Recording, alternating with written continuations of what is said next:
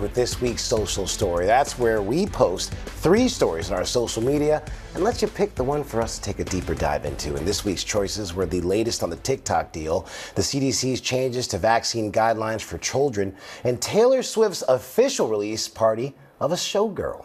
And it was pretty close, but your pick this week is the CDC's changes to vaccine guidelines for children. So with that, we're going to bring in Dr. Susan Kressly, the president of the American Academy of Pediatrics. Dr. Kressly, thank you so much for spending time with us today. The CDC Vaccine Advisory Committee just voted this week to narrow its existing recommendation for the combined MMRV shot that protects against measles, mumps, rubella, and chickenpox. There's a lot of confusion out there. So what do parents need to know? So there are a lot of people who are talking about the decisions that happened at this meeting and about the meeting itself. But the pediatricians that I talk to every day really want everyone to understand this has ripple effects across the country that we're seeing in our clinics and our exam rooms, where parents, regardless of the outcome of the meeting, are confused, have more questions, are starting to ask about delaying vaccines, and that has health implications for the children that they serve. And so we're really worried that all of the recommendation is just increasing the chaos and confusion. And that's bad for kids. Now, the committee also indefinitely postponed its vote on whether to stop recommending the hepatitis B shot for newborns. So what do you make of that?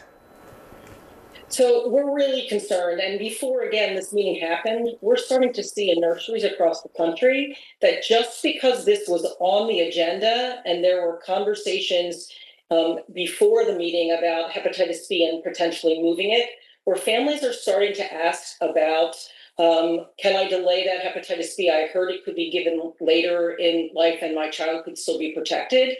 And I'm here to remind parents that one of the reasons that hepatitis B has been so successful is because we give that birth dose and it prevents cancer and chronic liver disease in children.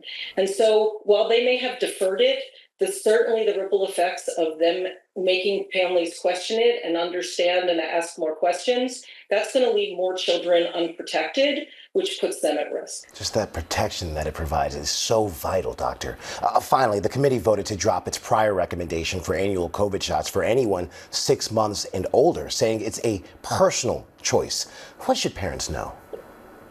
So they should know that they should follow the American Academy of Pediatrics recommendations and that every child should be recommended a vaccine and in conjunction with answering questions with their pediatrician. But I want our listeners to know that just because this has taken so long and there's so much doubt, people can't get COVID vaccines across the country. The Vaccine for Children program, which covers more than 50% of children in this country, there has been no distributed COVID vaccine for those children. And we're hearing from families and communities of children who are at risk and want the vaccine now. They're unable to get it. So this confusion has also impacted access to vaccines as well as parental choice.